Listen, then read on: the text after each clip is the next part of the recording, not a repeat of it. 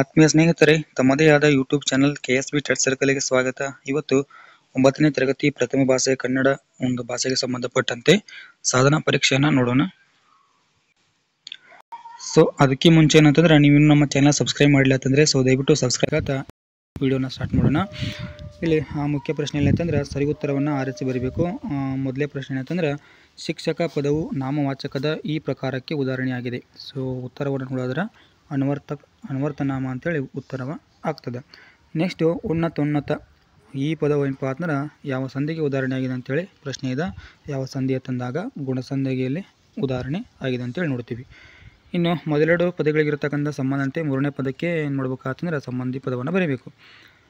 ಮೂರನೇ ಪ್ರಶ್ನೆ ಅಂತಂದ್ರೆ ಲೋಕ ದ್ವಿರುಕ್ತಿ ಆದ್ರೆ ಮೇಲೆ ಕೀಳು ಅಂತಕ್ಕಂಥ ಏನಾಗ್ತೈತೆ ಅಂದ್ರೆ ಇಲ್ಲಿ ಜೋಡಿ ಪದ ಅಂತಕ್ಕಂಥ ಉತ್ತರ ಆಗ್ತದೆ. ಇನ್ನು ಕೊಟ್ಟಿರೋ ಪ್ರಶ್ನೆಗೆ ಅಂತಂದ್ರೆ ಒಂದೊಂದು ವಾಕ್ಯದಲ್ಲಿ ಉತ್ತರವನ್ನು ಬರೀಬೇಕು. ನಾಲ್ಕನೇ ಪ್ರಶ್ನೆ ಏನಂತಂದ್ರೆ ಜೈಪುರದ ಜನರಿಗೆ ಯಾವ ಬಣ್ಣಗಳು ಇಷ್ಟ ಅಂತೇಳಿ ಪ್ರಶ್ನೆ ಇತ್ತು. ಸೊ ಜೈಪುರದ ಬಣ್ಣಗಳಿಗೇನಪ್ಪ ಅಂದ್ರೆ ಇಲ್ಲಿ ಜನರಿಗೆ ಕೆಂಪು ಹಳದಿ ಬಣ್ಣಗಳು ಏನಪ್ಪ ಅಂದ್ರೆ ಇಲ್ಲಿ ಇಷ್ಟ ಅಂತೇಳಿ ನೋಡ್ತೀವಿ. ಇನ್ನು ಕಯ್ಯಾರ ಕೆನ್ನಣ್ಣರಾಯ ಅವರ ಆತ್ಮಕಥನದ ಹೆಸರೇನು ಅಂತಕ್ಕಂಥದ್ದಿತ್ತು. ಇಲ್ಲಿ ಆತ್ಮಕಥನದ ಹೆಸರು ಏನಂತಂದ್ರೆ ದುಡಿತವೇ ನನ್ನ ದೇವರು ಅಂತಕ್ಕಂಥ ಒಂದು ಆತ್ಮಕಥನ ನೋಡ್ತೀವಿ. ಇನ್ನು ಪುಟ್ಟ ಹಕ್ಕಿ ಗೂಡನ್ನು ಹೇಗೆ ಕಟ್ಟುತ್ತದೆ ಅಂತಕ್ಕಂಥ ಪ್ರಶ್ನೆ ಇದೆ. ಸೊ ಪುಟ್ಟ ಹಕ್ಕಿ ಹೆಂಗೆ ಕಟ್ತದಪ್ಪ ಅಂದ್ರೆ ಇಲ್ಲಿ ಕಡ್ಡಿ ಜೋಡಿಸಿ ಏನು ಮಾಡೋದಪ್ಪ ಅಂದ್ರೆ ಇಲ್ಲಿ ಗೂಡನ್ನು ಕಟ್ತದೆ ಅಂತೇಳಿ ಬರೀಬೇಕು. ಇನ್ನು ಕೊಟ್ಟಿರ್ತಕ್ಕಂಥ ಪ್ರಶ್ನೆಗಳಿಗೂ ಸೊ 3-4 ವಾಕ್ಯಗಳಲ್ಲಿ ಏನು ಮಾಡಬೇಕು ಉತ್ತರವನ್ನು ಬರೀಬೇಕು.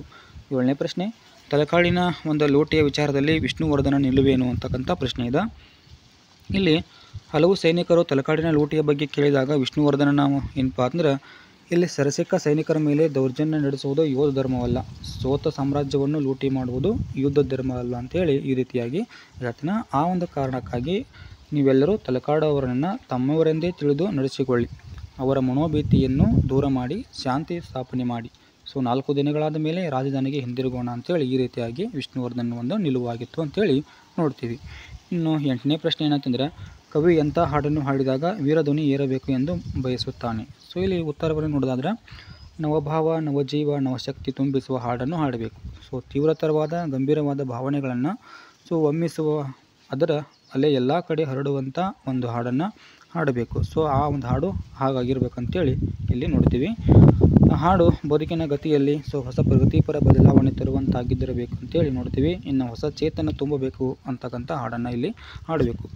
ಸೊ ಅಂಥ ಹಾಡನ್ನು ಹಾಡಿದಾಗ ಇಲ್ಲಿ ವೀರಧ್ವನಿ ಏರಬೇಕಂತೇಳಿ ಕವಿ ಏನು ಮಾಡ್ತಾನೆ ಅಂತಂದ್ರೆ ಈ ರೀತಿಯಾಗಿ ಬಯಸ್ತಾನೆ. ಇನ್ನು ಕೊಟ್ಟಿರುವ ಒಂದು ಲೇಖಕರ ಪರಿಚಯವನ್ನು ಕುರಿತು ವಾಕ್ಯ ರೂಪದಲ್ಲಿ ಟಿಪ್ಪಣಿಯನ್ನು ಬರೀಬೇಕು. ಸೊ ಕೊಟ್ಟಿರ್ತಕ್ಕಂಥವ್ರು ಯಾರಂತಂದ್ರೆ ಡಾಕ್ಟರ್ ಶಿವರಾಮ್ ಕಾರಂತರವರು. ಇಲ್ಲಿ ಅವರ ಒಂದು ಕವಿ ಪರಿಚಯವನ್ನು ನೋಡೋದಾದ್ರೆ ಶಿವರಾಮ್ ಕಾರಂತರವರು ಏನಪ್ಪ ಅಂತಂದ್ರೆ 1902ರಲ್ಲಿ ಉಡುಪಿ ಜಿಲ್ಲೆಯ ಕೋಟದಲ್ಲಿ ಜನಿಸ್ತಾರೆ. ಸಾಹಿತ್ಯದ ಹಲವು ಪ್ರಕಾರಗಳಲ್ಲಿ ಕೃತಿಗಳನ್ನು ರಚಿಸಿರ್ತಕ್ಕಂಥ ಇವರು ಚೋಮನದುಡಿ, ಮರಳಿ ಮಣ್ಣಿಗೆ, ಬೆಟ್ಟದ ಜೀವ, ಅಳಿದ ಮೇಲೆ, ಹಸಿವು, ಹಾವು, ಮುಕ್ಕಜ್ಜಿಯ ಕನಸುಗಳು ಮುಂತಾದ ಕೃತಿಗಳನ್ನು ಏನು ಮಾಡ್ತಾರೆ ಅಂತಂದರೆ ಇಲ್ಲಿ ಶಿವರಾಮ್ ಕಾರಂತರವರು ಬರೀತಾರೆ. ಇನ್ನು ಇವರು ಏನಂತಂದ್ರೆ ಈ ಸಾಹಿತ್ಯ ಸಾಧನೆಗಾಗಿ ಜ್ಞಾನಪೀಠ ಪ್ರಶಸ್ತಿ ದೊರೆತಿದೆ. ಆಮೇಲೆ ಕೇಂದ್ರ ಸಾಹಿತ್ಯ ಅಕಾಡೆಮಿ ಪ್ರಶಸ್ತಿ ಕೂಡ ದೊರೆಯುತ್ತದೆ. ಇನ್ನು ಕೊಟ್ಟಿರುವ ಒಂದು ಪ್ರತಿ ಹೇಳಿಕೆಯನ್ನು ಸಂದರ್ಭದೊಡನೆ ವಿವರಿಸಬೇಕು. ತಲಕಾಡು ಗೊಂಡನಿಗೆ ಜಯವಾಗಲಿ ಅಂತಕ್ಕಂಥ ಒಂದು ಸಂದರ್ಭ ಇದೆ. ಆಯ್ಕೆಯನ್ನು ನೋಡೋದಾದ್ರೆ ಈ ಒಂದು ವಾಕ್ಯವನ್ನು ಸಾಸಿ ಮುರಳಯ್ಯ ಅವರು ರಚಿಸಿರ್ತಕ್ಕಂಥ ನಾಟ್ಯ ಮಯೂರ್ ಎಂಬ ಕೃತಿಯಿಂದ ಆಯ್ದು ಪ್ರಜಾನಿಷ್ಠೆ ಅಂತಕ್ಕಂಥ ಗದ್ಯ ಭಾಗದಿಂದಲೇ ಆಯ್ದುಕೊಳ್ಳಲಾಗಿದೆ. ಇನ್ನು ಸಂದರ್ಭವನ್ನು ನೋಡೋದಾದ್ರೆ ವಿಷ್ಣುವರ್ಧನನು ಕುಲತುಂಗನ ಚೋಳನ ಒಂದು ದಂಡನಾಯಕನಾದ ಆದಿಯಮನನ್ನು ಯುದ್ಧದಲ್ಲಿ ಸೋಲಿಸಿ ತಲಕಾಡನ್ನು ವಶಪಡಿಸಿಕೊಂಡ ಸಂದರ್ಭದಲ್ಲಿ ಸಮಸ್ತ ಸೈನ್ಯವು ವಿಷ್ಣುವರ್ಧನನಿಗೆ ತಲಕಾಡು ಗೊಂಡನಿಗೆ ಜಯವಾಗಲಿ ಎಂಬ ಬಿರುದನ್ನು ನೀಡಿ ಜಯಕಾರವನ್ನು ಹಾಕುವುದು ಈ ಒಂದು ಮೇಲ್ಕಂಡ ಮಾತು ಏನಾಗ್ತಿತ್ತು ಅಂದ್ರೆ ಅಲ್ಲಿ ಕಂಡು ಬರ್ತದೆ ಅಂತೇಳಿ ನೋಡ್ತೀವಿ. ಇನ್ನು ಸ್ವಾರಸ್ಯವನ್ನು ನೋಡಿದ್ರೆ ಇಲ್ಲಿ ವಿಷ್ಣುವರ್ಧನ ಏನಪ್ಪ ಅಂದ್ರೆ ತಲಕಾಡನ್ನು ವಶಪಡಿಸಿಕೊಂಡ ನಂತರ ಸೈನಿಕರ ಒಂದು ವಿಜಯೋತ್ಸವ ಸ್ವಾರಸ್ಯಕರವಾಗಿ ಏನಾಗ್ತದೆ ಅಂದರೆ ಇಲ್ಲಿ ಈ ಒಂದು ಮೇಲಿನ ವಾಕ್ಯದಲ್ಲಿ ವ್ಯಕ್ತವಾಗ್ತದೆ ಅಂಥೇಳಿ ನಾವು ನೋಡಬಹುದು.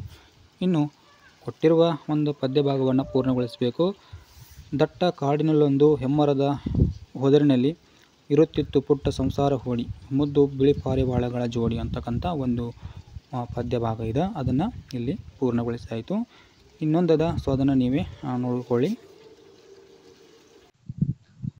ನೆಕ್ಸ್ಟ್ ನೆಕ್ಸ್ಟು 12ನೇ ಪ್ರಶ್ನೆ ಏನಂತಂದರೆ ಕೊಟ್ಟಿರುವ ಗಾದೆಗಳಲ್ಲಿ ಯಾವುದಾದ್ರೂ ಒಂದನ್ನು ವಿವರಿಸಿ ಬರೀಬೇಕು. ಇಲ್ಲಿ ತಿಳ್ಕೋದಿಲ್ಲ ಅಂತಕ್ಕಂಥ ಒಂದು ಗಾದೆ ಇದೆ. ಗಾದೆಗಳೇನಪ್ಪ ಅಂತಂದ್ರೆ ಜನಪದರ ಒಂದು ಜೀವನದ ಒಂದು ಅನುಭವದ ನುಡಿಮುತ್ತುಗಳು ಆಗಿರ್ತವೆ. ಸೊ ಹಾಗಾಗಿ ಏನಪ್ಪ ಅಂತಂದ್ರೆ ಜೀವನದ ಮೌಲ್ಯ ಹೆಚ್ಚಾಗ್ತದೆ ಇದರಿಂದ. ಆದುದರಿಂದ ಏನಂತಂದರೆ ವೇದ ಸುಳ್ಳಾದರೂ ಗಾದೆ ಸುಳ್ಳಾಗೋದು ಅಂತಕ್ಕಂಥ ಮಾತಿದೆ. ಇನ್ನು ಗಾದೆಗಳೇನಪ್ಪ ಅಂತಂದ್ರೆ ವೇದಗಳಿಗೆ ಏನು ಮಾಡ್ತೀವಿ ಅಂತಂದ್ರೆ ಸಮಾನ ಅಂತೇಳಿ ಹೇಳ್ತೀವಿ. ಇನ್ನು ಅಂಥ ಒಂದು ಪ್ರಸಿದ್ಧ ಗಾದೆಗಳಲ್ಲಿ ತುಂಬಿದ ಕೊಡ ತುಳ್ಕೋದಿಲ್ಲ ಅಂತಕ್ಕಂಥ ಒಂದು ಗಾದೆ. ಇನ್ನು ಒಂದು ಕೊಡದ ತುಂಬು ಏನಪ್ಪ ಅಂತಂದ್ರೆ ನೀರನ್ನು ತುಂಬಿ ಹೊತ್ತೊಯ್ದರೆ ಸೊ ನೀರಿನ ಸ್ವಲ್ಪ ಭಾಗವು ಏನಪ್ಪ ಅಂತಂದ್ರೆ ಚೆಲ್ಲುವುದಿಲ್ಲ, ಶಬ್ದವನ್ನುಂಟು ಮಾಡುವುದಿಲ್ಲ. ಸೊ ಅದೇನಂತಂದ್ರೆ ಕೊಡದಲ್ಲಿ ಅರ್ಧದಷ್ಟು ಮಾತ್ರ ನೀರನ್ನು ತುಂಬಿ ಹೊತ್ತೊಯ್ದರೆ ಆ ಗುಳುಗುಳು ಅಂತಕ್ಕಂಥ ಶಬ್ದವನ್ನು ಮಾಡುತ್ತಾ ಹೋಗ್ತದೆ. ಹಾಗಾಗಿ ನೀರನ್ನು ಚೆಲ್ಲುತ್ತಾ ಕೂಡ ಸೊ ಏನಂತಂದ್ರೆ ನಮ್ಮನ್ನು ಒದ್ದೆ ಮಾಡ್ತದೆ.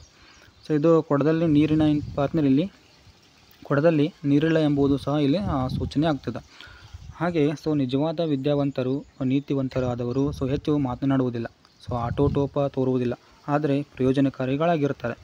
ಸೊ ಅಲ್ಪವಿದ್ಯೆ ಏನಂತಂದ್ರೆ ಮಹಾಗರ್ವಿ ಅಂತ ನಾವು ನೋಡ್ಬೋದು. ಹಾಗೆ ಈ ಒಂದು ಗಾದೆಯಲ್ಲಿ ನಾವು ಈ ರೀತಿಯಾಗಿ ನೋಡ್ಬೋದು. ಇನ್ನು ಅಲ್ಪ ವಿದ್ಯಾವಂತರು ಹೆಚ್ಚು ಹಾಗೂ ಅನಾವಶ್ಯಕ ಮಾತನಾಡಿ ಸೊ ತಮ್ಮ ಟೊಳ್ಳುತನವನ್ನು ಏನು ಮಾಡ್ತಾರೆ ಅಂತಂದರೆ ಇಲ್ಲಿ ಪ್ರದರ್ಶನ ಮಾಡ್ತಾರೆ. ಸೊ ಗೋಣೆ ತುಂಬಿದ ಒಂದು ಬಾಳೆ ಗಿಡದಂತೆ ಸೊ ಭಾಗಿ ಏನು ಮಾಡ್ತಾರೆ ಅಂತಂದರೆ ವಿನಯದಿಂದ ಇದ್ದು ಅಗತ್ಯ ಸಮಯದಲ್ಲಿ ತಮ್ಮ ವಿದ್ಯೆಯನ್ನು ಮತ್ತು ಮಾತನ್ನು ಏನು ಮಾಡ್ತಾರೆ ಅಂತಂದರೆ ಇಲ್ಲಿ ಪ್ರದರ್ಶಿಸಬೇಕು ಎಂಬುದು. ಸೊ ಈ ಒಂದು ಗಾದೆ ಏನಾಗ್ತಿದ್ದಪ್ಪ ಅಂತ ನಮಗಿಲ್ಲಿ ಒಂದು ಸೂಚನೆಯನ್ನು ಕೊಡ್ತದೆ.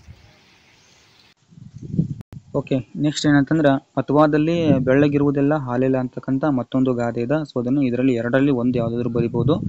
ಗಾದೆಗಳೇನಪ್ಪ ಅಂತಂದ್ರೆ same as it is so ಜನಪದರ ಒಂದು ಜೀವನದ ಅನುಭವದ ನುಡಿಮುತ್ತುಗಳಾಗಿರುವುದರಿಂದ ಮೌಲ್ಯ ಏನಾಗ್ತಿದ್ದಪ್ಪ ಅಂದ್ರೆ 5ರಿಂದ ಹೆಚ್ಚಾಗ್ತದೆ. ಆದ್ದರಿಂದಲೇ ಸೊ ವೇದ ಸುಳ್ಳಾದರೂ ಗಾದೆ ಸುಳ್ಳಾಗೋದು ಅಂತೇಳಿ ಒಂದು ಮಾತನ್ನು ನೋಡ್ತೀವಿ. ಇನ್ನು ಗಾದೆಗಳನ್ನು ವೇದಗಳಿಗೆ ಸಮಾನ ಅಂತೇಳಿ ಕೂಡ ಕರಿತೀವಿ. ಹಾಗಾಗಿ ಅಂಥ ಒಂದು ಗಾದೆಗಳಲ್ಲಿ ಒಂದು ಪ್ರಸಿದ್ಧ ಗಾದೆ ಯಾವುದಂತಂದರೆ ಬೆಳ್ಳಗಿರುವುದೆಲ್ಲ ಹಾಲಿಲ್ಲ ಅಂತಕ್ಕಂಥ ಒಂದು ಗಾದೆ ಇದೆ. ಸೊ ಇಲ್ಲಿ ಆಕಾರದಲ್ಲಿ ಹೋಲಿಕೆ ಇದ್ದ ಮಾತ್ರಕ್ಕೆ ಗುಣದಲ್ಲಿ ಸಾಮ್ಯತೆ ಇರಬೇಕೆಂದೇನೂ ಕೂಡ ಇಲ್ಲ.